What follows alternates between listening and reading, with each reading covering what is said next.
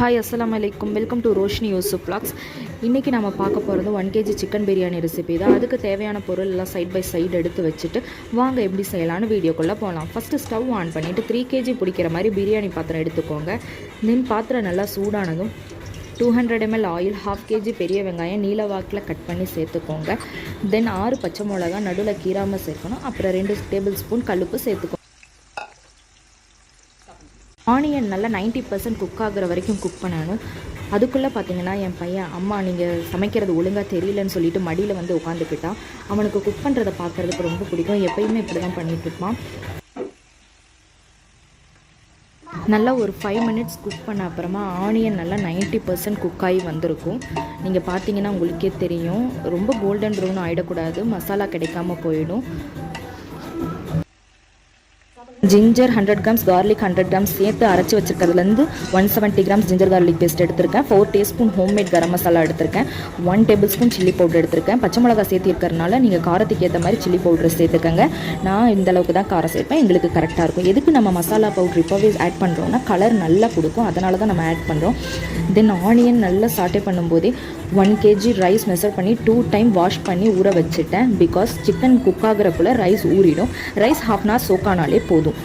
நல்லா மசாலா குக் ஆகி நல்ல கலர் வந்துடுச்சு. இப்போ 450 grams tomato, 100 ml curd add பண்ணி நல்லா வணக்குங்க. தென் ஒரு கைப்பிடி நிறையா புதினா மல்லி ஆட் பண்ணி எல்லா மசாலாவும் ஒன்று சேர்ந்து வர வரைக்கும் வணக்குங்க. தக்காளி வெங்காயம் எதுவும் தனித்தனியாக தெரியாமல் நல்லா எண்ணெய் பிரிஞ்சு வர வரைக்கும் நல்லா வணக்கிக்கோங்க. அப்போ தான் நல்லா கலரும் நல்லா பிரியாணிக்கு ஒரு டேஸ்ட்டும் கிடைக்கும். அப்புறமா 1 kg வாஷ் பண்ணி ட்ரை பண்ணி வச்சுருக்க சிக்கன் ஆட் பண்ணி மூடி போட்டு 10 to 15 minutes குக் பண்ணணும். சிக்கன் நல்லா சாஃப்டாகி குக்காகி வர வரைக்கும் குக் பண்ணுங்கள்.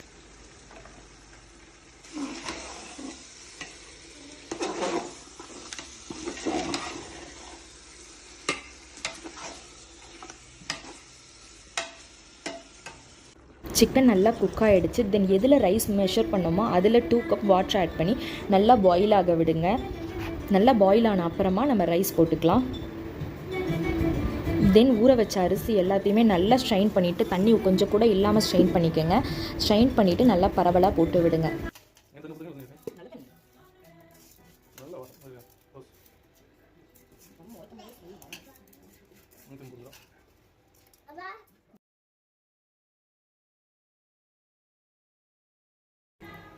ஃபைனலாக 1/2 லெமன் ஜூஸ் ஊற்றிக்கங்க. சால்ட்டு சரியான்னு செக் பண்ணிவிட்டு மூடி போட்டு 10 minutes அப்புறமா ரைஸ் எல்லாம் நல்லா வாட்டரை உறிஞ்சிருக்கும். நல்லா ரைஸை நல்லா லெவல் பண்ணி விட்டுட்டு அடியிலேருந்து நல்லா திருப்பி விட்டுட்டு நல்லா லெவல் பண்ணிக்கோங்க. தென் தோசைக்கல்லை நல்லா ஹீட் பண்ணி அதுக்கு மேலே நான் இதில் காட்டுற மாதிரியே பிரியாணி வெசலை வச்சு மூடி போட்டு வெயிட் வச்சு 15 minutes மீடியம்